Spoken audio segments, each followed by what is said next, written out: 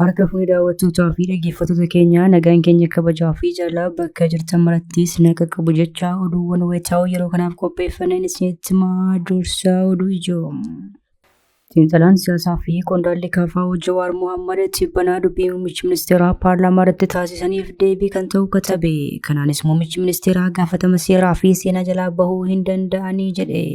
Kana malees maandisni waraanaa fi goolama impaayirtii keessatti deemaa jiru marti muummichi ministeeraa ta'uu eere. Dabalata kanaa qopheeffanneerra inni balballoomsina.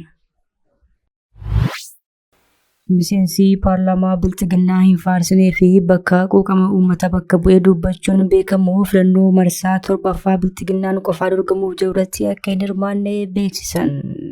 Miseensi paarlaamaa kun kana dura maqaa Abiyyi Murtiif fi Shimallis Abdiisaa lagatanii fi waamuu sodaatan waraana bilisummaa Oromoo paarlaamaa keessatti waamuun nagaan yoo barbaadame humna guddaa akkasii wajjin marii dhugaa fi qabeessa taasifamu akka qabu hubachiisee ture. Dhimma kanarratti gabaasa bal'aa qopheeffanneerra isin biraan geenya.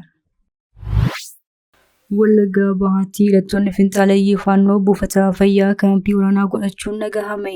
Gama biraan isaa hidhattoota finxaaleeyyii faannoo kana aanaalee godinichaa kanneen akka Giddaa Ayyaanaa, Kiiramuu, Eebantuu, Limmoo fi Haroo Limmootti uummanni rakkoo geejjibaa hamaa keessa jiraachuu himatan.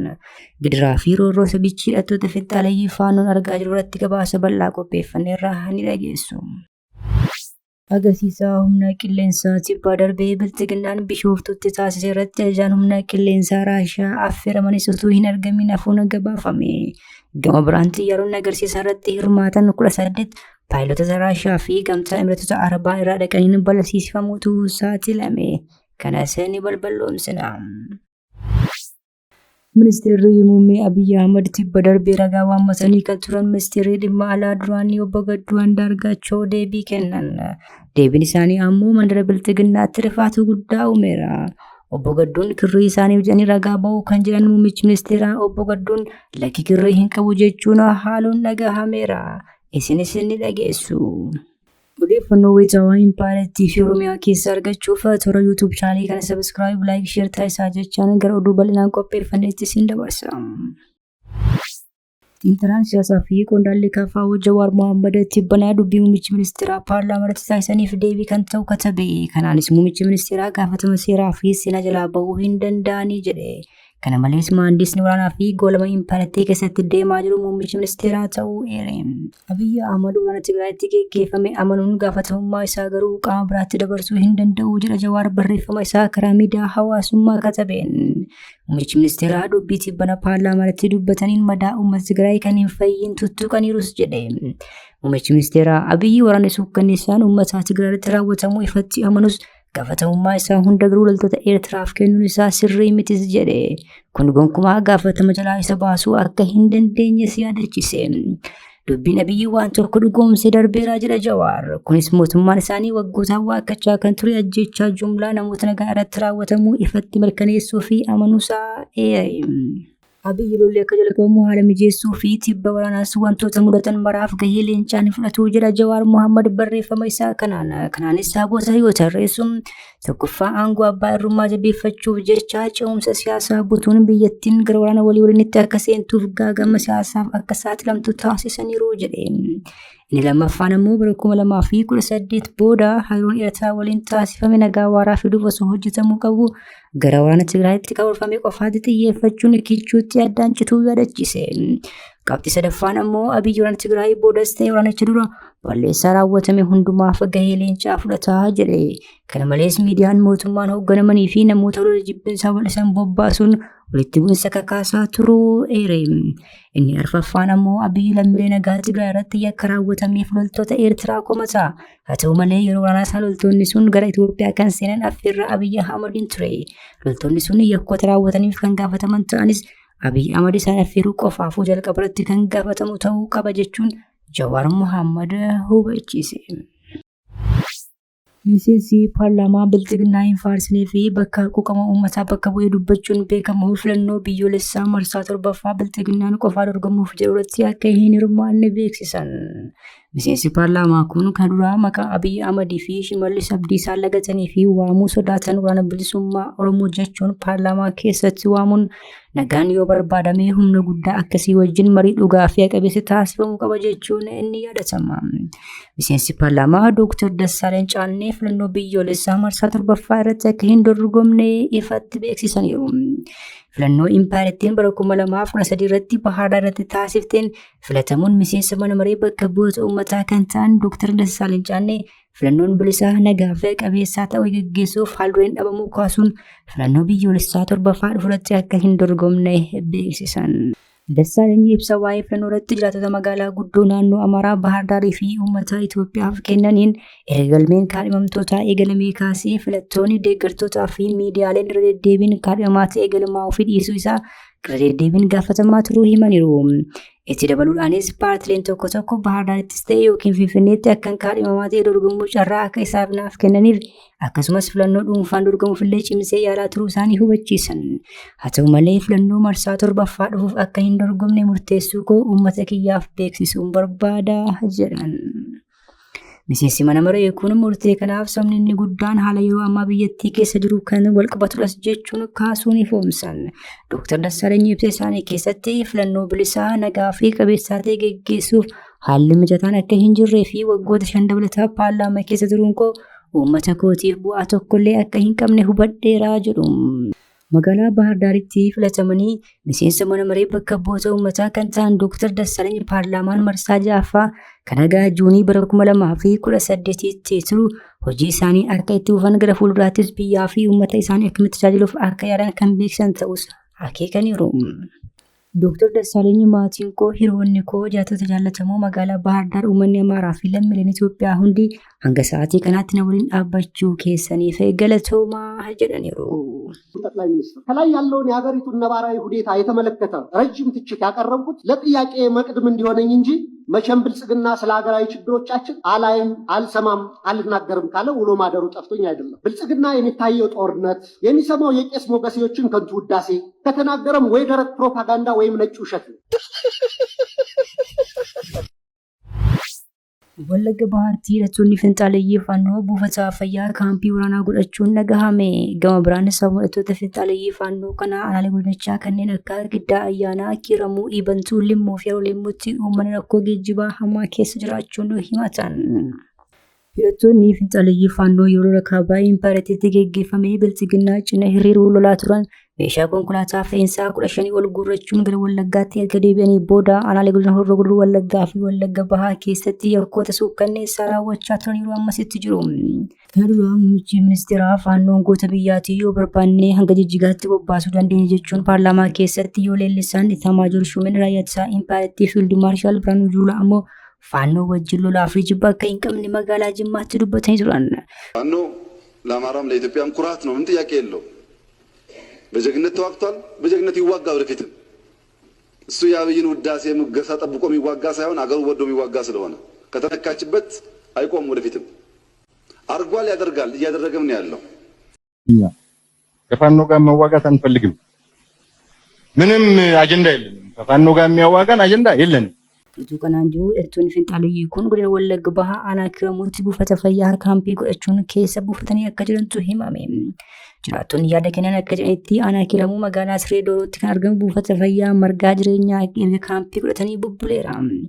Faannoon buufata fayyaa mancaasee erga dahoo godhatee booda uummanni rakkoo hamaa keessa jiraachuu kan himan hawaasni gandichaa utuu rakkoon akkasii jiru bulchiinsi aanaa callisee taa'aa jedhu. Sababa hidhattoota finxaaleeyyii faannoo kana aanaalee godina Wallagga Bahaa kanneen akka Giddaa Ayyaanaa, Kiiramuu, Eebantuu, Limmoo fi Yeroo Limmuutti uummanni rakkoo geejjibaa hamaa keessa akka jiru dhagahame. Uummanni aanaalee kanneen irraa gara magaalaa Naqamtee dhaquu akkasumas aanaalee kanneen keessa socho'uu akka hin dandeenye jiraattonni ni himu. Gama tokko hidhattoonni finxaaleeyyii faannoo imaltoota ukkaamsuun gama biraatiin immoo daandiin aspaaltii dhabamuun imala karaa sarara gara malee akka hammeesse eeru. Rakkoowwan kanneen irraa kan ka'e konkolaachiftonni karaa sarara konkolaachisuu irraa akka baqatan jiraattonni ni himu. Konkolaataan darbee darbee akka dhufu jedhanii konkolaataa darbee darbee dhufu kan argachuuf uummanni daraa guddaa argaa jiru. Kana malees konkolaataan yooma argame iyyuu immoo maallaqa humnaa olii kaffaluuf dirqamneerra jiran. Bilxiginnaan Oromiyaan alee kanneen waan dagatee fakkaataa kan jiran jiraattonni daandiin sun aspaaltii akka taasifamu hidhattoonni finxaaleeyyii faannoo adamsamanii naannawa sana keessaa akka qulqullaa'an nageenyi imaltootaa waraanaan akka mirkanaa'u konkolaattonni hedduminaan akka daandii sana irratti ramadamanii fi to'annaan geejjibaa akka taasifamuuf gaafataniiru. Agarsiisa humna qilleensaa tibba darbee bilxiginnaan bishooftutti taasise irratti ajajni humna qilleensaa Raashiyaa affeeramanis utuu hin argamin hafuun gabaafame. Gama biraan xiyyaaronni agarsiisa irratti hirmaatan 18 paayilotota Raashiyaa fi gamtaa Imireetota Arabaa irraa dhaqaniin balleessifamuun saaxilameera. Humni qilleensaa impaayirtii kanaan dura biyyoota ollaa keessatti nagaa kabachiisuu irratti hirmaachuun maqaa gaarii kan qabu ta'us erga bilxiginnaan gara aangootti as dhufee garuu Wallaggatti haleellaa bara 2018 raawwachuun tokko jedhee erga lammiilee isaa ajjeesuu jalqabee booda waggoota 7 darbaniif kutaalee impaayirtii bakkoota hedduutti ajjeechaa jumlaa raawwachaa jira. Lafa gabaa, mana barnootaa, mana yaalaa, mana wal'aansaa fi bakkeewwan uummanni walitti qabamu osoo hin hafin haleellaa kan raawwatu humni qilleensaa kun ammas gochaa isa kana jabeessee itti fufuudhaan namoota nagaa jumlaan rashanaa jira. Cidha dhiheenya kana humni qilleensaa qopheessa irratti agarsiisni garaagaraas taasifamee ture. Jeneraal Girmaa Mardaasaas dhimma biyyarraa eeguuf qophii gahaa qabna jechuun yeroo isaatti dhaaddatanii turan. Kutuu kanaan jiru paayilotonni agarsiisa irratti hirmaatan 18 ol ta'an lammiilee Raashiyaa fi gamtaa Imireetota Arabaa irraa dhufan akka ta'antu himame. Sababni lammiileen kunneen itti bal'isaniif ammoo tokko kaffaltiin xiyyaarota kanaa raawwatamee waan hin dhumnee fi inni lammaffaan ammoo hanqina ogeeyyii irraa kan ka'e akka ta'etu gabaafame. Sagantaa isaa irratti Raashiyaan ajajaa humna qilleensaa ishee akka ergituuf gaaffiin dhiyaatus Mooskoon garuu affeerraa Finfinnee kana qofaa taasisuun dhagahame. Lammiilee Raashiyaa fi gamtaa Imireetota Arabaan cinatti ammoo lammiileen Tarkii fi Chaayinaas argamuu gabaasni kun dheera. Ministeerri muummee Abiyyi Ahmad tibba darbe ragaa waammatanii kan turan ministeerri dhimma alaa duraanii Obbo Gadduu Andaargaachoo deebii kennan. Deebiin isaanii ammoo mandara bilxiginnaatti rifaatuu guddaa uumeera. Obbo Gadduun kirrii isaaniif jedhanii ragaa bahuu kan jedhan muummichi ministeeraa Obbo Gadduun lakkii kirrii hin qabu jechuun haaluun dhagahame. Ministeerri muummee Abiyyi kibxata 3 haasawaa paarlaamaa irratti taasisaniin Tigraay keessatti loltoonni Eertiraa miidhaa raawwachuu dubbatan. Loltoonni Eertiraa kunneen wayita waraanaa Tigraay miidhaa raawwachaa turan akka dhaabbatuuf ergaa gara Asmaraatti ergaa akka turan dubbatan. Kana keessatti maqaan isaanii kan eerame ministeerri dhimma alaa duraanii Obbo Gadduu Andaargaachoo deebii kennaniiru. Yeroo isaatti erga Eertiraa ergamuu kan hin haalle Obbo Gadduu Andaargaachoo ergaa ministeera muummee duraa itti kenname duula maqa balleessii dhiittaa mirga namummaan wal qabatee ilaalchisee of eeggannoo waloo gochuu irratti akka xiyyeeffatee himan. Tibba waraanni Tigraay geggeeffamaa turetti loltoonni Eertiraa raayyaa ittisaa impaayirtii waliin akka waraana biyya tokkootti qindoominaan hojjetaa akka turan qondaalli duraanii kun himaniiru. Inumaa loltoonni Eertiraa hanga Dabra Taaboritti Itoophiyaa keessa seenuu lolaa akka turan ibsan Obbo Gadduun. Yeroo ammaa mootummaa Itoophiyaa kan morman qondaalli bilxiginnaa duraanii kun haasaa ministeera muummee irratti deebii kennaniiru. Qondaalli duraanii kun ejjennoo isaanii kan beeksisan xalayaadhaan yommuu ta'u xalayaan kunis miidiyaa hawaasummaa gubbaatti qoodamaa ture. Loltoonni Eertiraa yeroo sanaa mootummaa Itoophiyaa cinaa hiriiroon humna Tigraay lolaa turan magaalaa Aksum keessatti dargaggoota jumlaan ajjeesanii jedhan ministeerri muummee Abiyyi haasawaa paarlaamaa gubbaatti taasisaniin magaalota akka Shiree, Adwaa fi Addagiraat keessatti ammoo warshaalee fi gamoowwan barbadeessuus eeran. Loltoonni Eertiraa daraawwan kunneen raawwachuu hordofee aangawoota hedduu gara Eertiraatti erguu kan ibsan ministeerri muummee miseensi kaabinee duraanii Obbo Gadduun namoota ergaman keessaa tokko akka ta'an dubbatan. Obbo Gadduun dhimma kanarratti dabalataan ministeerri muummee ta'an duraanii Obbo Dammaqee Mokonninii fi yeroo ammaa sirna mootummaa keessa kan jiran qondaalonni 2-3 ta'anii ergaa wal fakkaataa fudhatanii gara Eertiraa imaluu yaadachiisan. Obbo Gadduun amajjii 2013 akka lakkoofsa impaayirtiitti ergaa ministeera muummee pirezidaantii Eertiraa Isaayyaas Afeworqiin gahuuf qondaala ministeera dhimma alaa tokko wajjin gara Asmaraa imaluu mirkaneessaniiru. Haa ta'u malee ergaan isaanii yeroo sana gara Asmaraa fudhanii deeman kan ministeera muummee Abiyyi Ahmadiin himame akka hin turre ibsan. Uummata koo hin darariin ergaa jedhu naqabsiisanii gara Eertiraa akka hin ergan akka mirkaneessu ragaa waammatanii kabajaa ministeera muummee sirriitti dogoggora guddaa raawwattanii jirtu jechuun Obbo Gadduun xalayaa isaanii keessatti kataban. Akka ibsu Obbo Gadduutti ergaan gara Eertiraa ergame dhimmoota irratti kan xiyyeeffate ture. Dursa qabiyyeen ergaa eeranii ibsa gammachuu kan ilaallatudha. Opereeshinii qindaawaa waloon wayyaanee irratti fudhanneen injifannoof gahuu keenyaan ergaa baga gammaddee pirezidaantii Isaayyaasiif dabarsuu ture jechuun qabiyyee ergaa jalqabaa kaasan. Ergaan lammeessuu ammoo galata uummataa fi mootummaa Eertiraaf dhiyeessuu ture jedhu. Galanni kan dhiyaate mootummaan Eertiraa ajaja kaabaa irratti wayitaalee raawwate waraana simatanii kunuunsa godhaniif akka ta'e dubbatan. Akkaataa ibsaa Obbo Gadduutti sarba mirga namummaa waliin wal qabatee dhimmi duula maqaballeessii bal'aa baname jedhame immoo qabiyyee sadaffaa ergaa sanaa ture.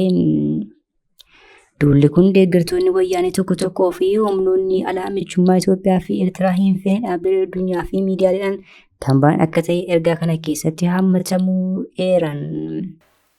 Kabajamtoota hordoftoota keenya oduun sa'aatii kanaaf qabannee dhiyaanne kana gaammaatti hordoftan ture. Oduu biraan hanga walitti deebinutti nagaatti.